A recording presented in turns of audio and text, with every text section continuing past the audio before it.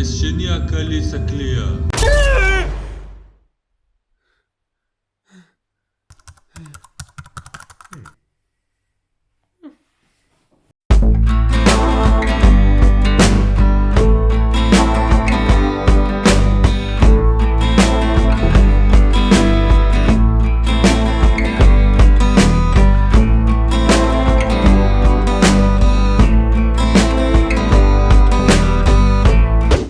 Qu'est-ce qui a bien pu se passer ce soir-là? Bah c'est simple, hein. J'ai fini au poste de police, ça m'a suivi un interrogatoire pendant facilement 5 heures, hein. Moi je suis sorti dès 2h30 du mat. Et je suis sorti sans ma moto, sans mes clés, sans ma carte grise, j'avais juste mon passeport sur moi. La moto était fichée Interpol. Voilà, il y avait un dossier en cours sur ce numéro de série. Ils étaient obligés de la garder parce que je pouvais pas continuer à rouler avec et je pouvais surtout pas sortir du pays avec. Donc ils m'ont juste donné mes affaires. J'ai fini le soir dans un hostel à 1,50€ la nuit. Donc une auberge de jeunesse à 1,50€ la nuit avec des mezzanines à 3 étages. C'était assez lugubre même. Je finissais du coup dans la ville de Batumi. C'est un peu si tu veux, la Jonquera pour mais de l'Est. Je finis là et puis je t'avoue que sur le moment, je sais pas trop à quoi m'en tenir. Je sais pas si c'est de la corruption, me tirer de la moto. En fait, moi je connais rien du pays. Tous les autres pays avant, j'avais toujours des contacts. Fais ton bras, Vazarelli. La Géorgie, c'est vraiment c'est un délire parce que déjà c'est un alphabet unique au monde. Eux, ils parlent soit géorgien, soit russe. Mais ce sont pas des Russes, attention, faut jamais dire ça à un Géorgien. Mais voilà, c'était très compliqué de se faire comprendre, de comprendre la situation. Il y avait une espèce de traducteur avec moi, mais qui était pourri de chez pourri. Bien sûr, il y a une suite à cette histoire. Et oui.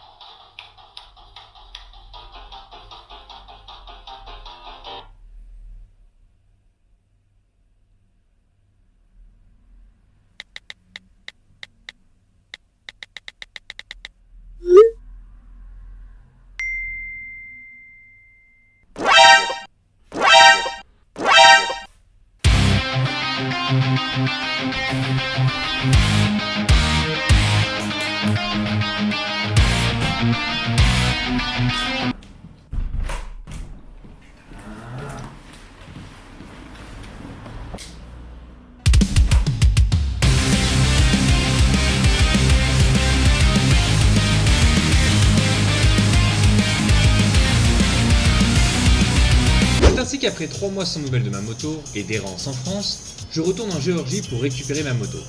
La police géorgienne ne fait pas dans la formalité. La communication sur un dossier Interpol passe par un SMS Google Trad, donc revenir ici c'est un peu un coup de poker. Aucune garantie, mais je tente. Arrivé à Tbilissi, je dois regagner Batum de l'autre côté du pays. Les trains sont complets, il ne me reste plus que l'option du minibus qu'on m'a vraiment déconseillé. Et ça a été très long.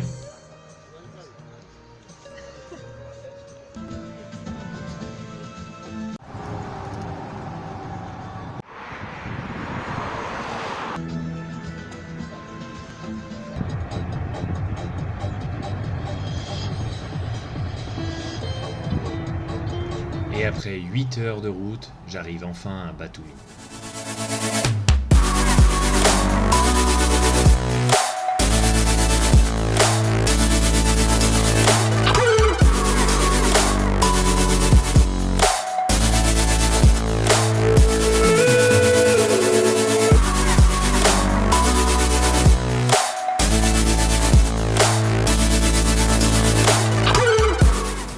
De police et j'attends que 10h, dans 5 minutes qu'on vienne m'ouvrir et il y a plein de policiers partout.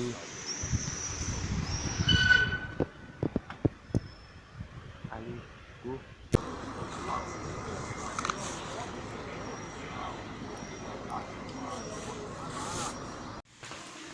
Me revoilà dans ce long couloir interminable. Et au bout se trouvent les clés, la carte grise et le mec qui m'a cassé les couilles. À la moto, par contre, ils ont tout vidé, l'essence, l'huile, du moteur, mais ils ont vidé l'huile que j'avais sur le côté. Du coup, je suis avec le traducteur là, et on va chercher une 10-40 avec un fond d'huile dedans et je vais aller chercher de l'essence pour pouvoir mettre. l'essence d'Amélie. Mais bon, il y a l'électricité, la batterie marche. Normalement, Inch'Allah, ça le fait. J'ai le bidon d'essence, on dirait du liquide de refroidissement, mais c'est de l'essence. Et ben, avec 2 litres, on va essayer de faire redémarrer la bête et d'aller jusqu'à la prochaine station d'arrêt, parce que ça va être compliqué en fait là. Hein, les gens, c'est même pas si ça va redémarrer. Elle est dégueulasse.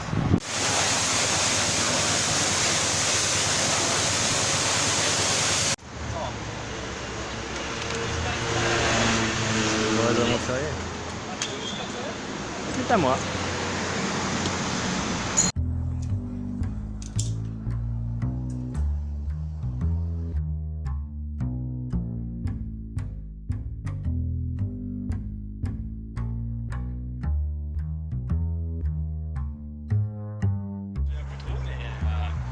Bref, quand j'ai récupéré la moto, il y avait une fuite. Ça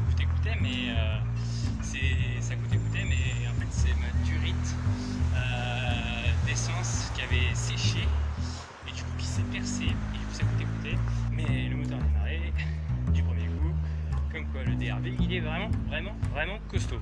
Il a fallu que je fasse le nécessaire et en fait c'est ma durite qui passe très prochement de la ligne d'échappement du collecteur. Je le trouve plus, enfin je le trouve nulle part, j'ai fait toutes les quincailleries du coin et du coup je vais tenter le tuyau de rideau de douche donc en aluminium, donc je sais pas du tout ce que ça va faire, espérons que ça tienne 4000 bornes quoi.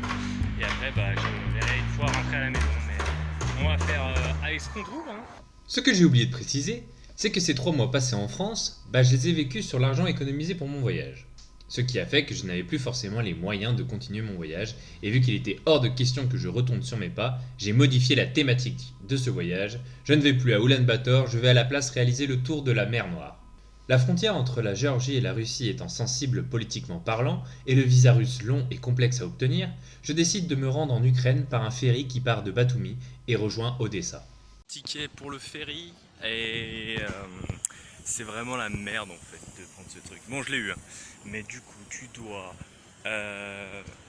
t'inscrire d'abord sur la liste, ensuite prendre le papier, aller à la banque d'à côté, donner tout ton barda. Après ils te disent faut payer en cash. Du coup tu ressors, tu vas au distributeur, tu retires 800 larés, tu reviens, il te refait un truc, tu pars payer, elle valide ton tampon, tu reviens au gars.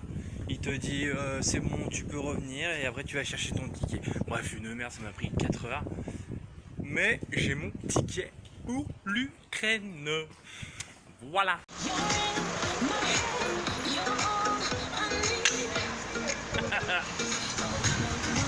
Allez, cool. Il est 6h30 du mat et je m'apprête à prendre mon ferry, le Greifswald, pour Odessa en Ukraine. Et voilà, le voyage doit durer 1 jour et demi, 2 jours. Et comme un con, j'ai oublié d'envoyer un message aux proches, même juste sur Instagram, pour dire que je n'allais pas avoir de connexion pendant 2 jours. Donc Inch'Allah, j'arrive à trouver quelqu'un qui me fasse un partage de connexion et j'arrive à rassurer les proches. Ou alors, il va y avoir toute la CIA, le FBI et tout ça à ma recherche dans 2 jours parce que connaissant ma mère et tout mon entourage, ça va s'inquiéter, hein. Mais c'est normal, hein, je les connais, vu la gueule du type.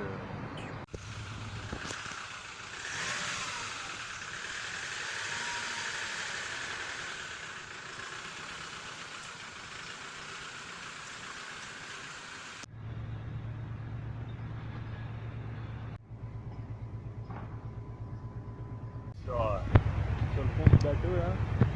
C'est énorme. Alors pour ceux qui ont joué une fois dans leur vie au Call of Duty, je crois que c'est le premier Modern Warfare.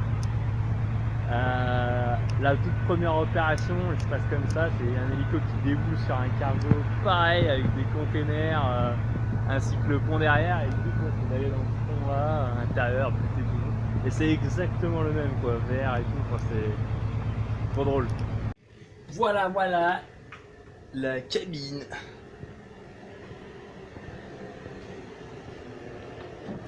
Avec le petit hublot qui donne sur la mer Noire. La mer Noire.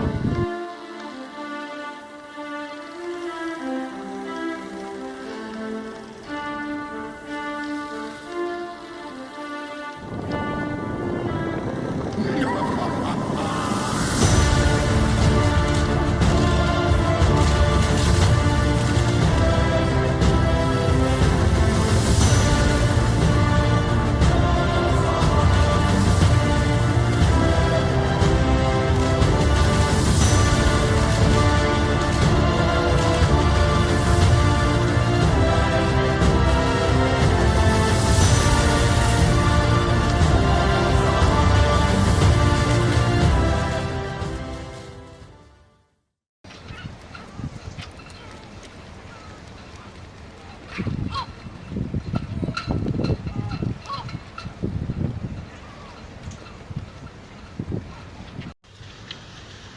ça recommence cette histoire. J'en ai arrêté, je suis bloqué à la frontière ukrainienne. Pour la même chose. Ces fils de pute de flics là, ils m'ont piqué, ils m'ont tout piqué, ils m'ont tout volé dans ce que j'avais dans mes valises et tout. Ils sont même allés me piquer mes boulons de couronne. Voilà, ils m'en ont piqué quand même 3 sur 6, sachant qu'ils les avaient même pas laissés. Ils avaient tous les 3 et qu'ils les avaient même pas resserrés. Donc en fait, je me suis baladé pendant 1,5 km avec une couronne qui bouge quoi. Le cul, ça fait au moins 4 fois que je fais ce putain d'aller-retour entre ce putain de bâtiment blanc là-bas et ce putain de bâtiment blanc. Et j'en ai ras le cul. J'en ai ras le cul. Putain. Je suis arrivé, il était 8h. Et là, il est 14 putains d'heures. Ras le cul. Et ça va être pareil à la frontière moldave. Ça va être pareil à la frontière roumaine. Oh, je suis chez moi dans 2 ans. Putain de papier pour pouvoir sortir de ce putain de port. Je vais pouvoir tracer jusqu'à Bucarest parce que c'est simple, j'ai 600 bornes à faire. Ils me disent à peu près 8 heures et il est 14 heures. Tout va bien, je vais arriver en pleine nuit, sachant qu'il y a des nids partout.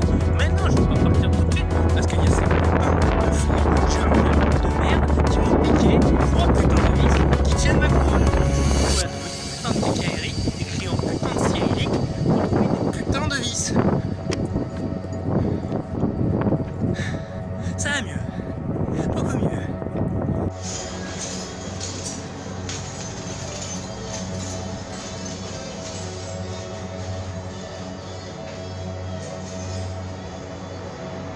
Cette histoire m'a vraiment mis en retard. Je voulais être à Bucarest ce soir, et pas le choix, il va falloir que je trace.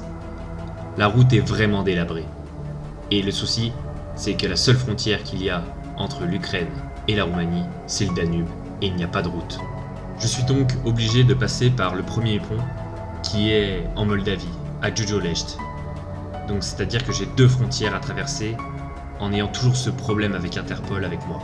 Alors il fait nuit et je suis toujours au poste frontière d'Ukraine, entre l'Ukraine et la Moldavie, là, à Pidja, je sais rien, je me bats les couilles. Et si je suis en tenue ninja et que je vous écris avec des gants de moto, c'est parce que c'est blindax de moustiques et que j'en ai marre et j'ai pas d'autre solution parce que si je veux avoir une connexion internet, je vais rester à côté et qu'ils ont même pas d'intérieur, enfin bref. Leur poste frontière c'est un Algeco, voilà. J'ai l'impression de faire une vidéo de terroriste, alors que pas du tout. J'ai juste une moto avec un numéro de merde et une chance de merde aussi. Voilà, plus qu'à attendre. Là, ça fait 4 heures, non ça fait 3 heures pour être exact que je suis là. Puis rien n'a bougé, pas en avancement avec tout. Pourtant je sais ce qu'il faut faire, parce que j'ai déjà fait 2 fois. Mais vu qu'ils sont bons et qu'ils veulent pas m'écouter, j'apprends. Voilà.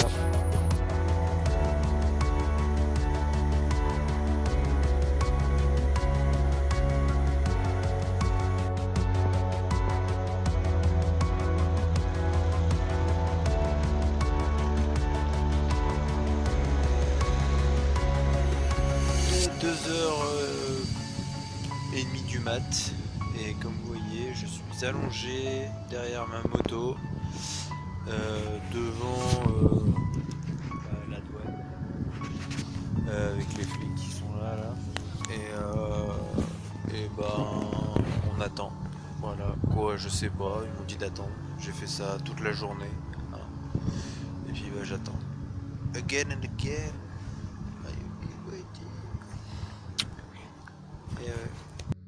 J'ai passé une nuit blanche en fait. Mon garde-poste de police toute la night faire ma déclaration. Encore. C'est exactement la même histoire qui se répète. Ils sont débiles, ils veulent pas comprendre. Ils veulent pas comprendre qu'il y a 2 motos différentes. Qu'il y en a une qui est recherchée parce qu'elle a été volée en 1970 et l'autre, la mienne, qui a été fabriquée en 1990. Ils comprennent pas que ma moto ne pouvait pas être recherchée en 1970 parce qu'elle est de 90. C'est pas une question de langage ou quoi que ce soit, c'est une question d'abrutisme, de débilité, de mauvaise foi en fait. Et du coup ils ont passé la nuit à se foutre de ma gueule clairement. Ils pensaient qu'en parlant russe, je peux pas deviner des expressions de visage, des regards, des jeux de regard. J'aurais pris pour un débile. Alors que c'est lui qui a sauce. Voilà, bienvenue en Ukraine. Donc, comme vous l'avez sûrement deviné, j'étais à ce moment-là très énervé. Et surtout fatigué par la journée d'avant, par la chaleur, car oui, nous sommes fin juin. S'en est suivi la confiscation des papiers, des clés et de la moto. J'ai pris mon pactage, ils m'ont mis dans une Lada direction la frontière que j'ai traversée à pied. Je suis arrivé par le stop à Galata, première grosse ville en Roumanie, et j'ai pris un train pour rejoindre Bucarest, la capitale. J'y suis resté pour voir quelques amis et attendre si jamais ils se rendaient compte de leur connerie, mais rien à faire, j'ai dû prendre un billet d'avion et je suis rentré chez moi à Lyon le 7 juillet 2019. Ce voyage touche donc à sa fin, l'histoire peut-être aussi, je ne sais pas. Je pense que je vais pas avoir de nouvelles pendant très longtemps, voire peut-être jamais. Tant pis, j'aurais tout essayé.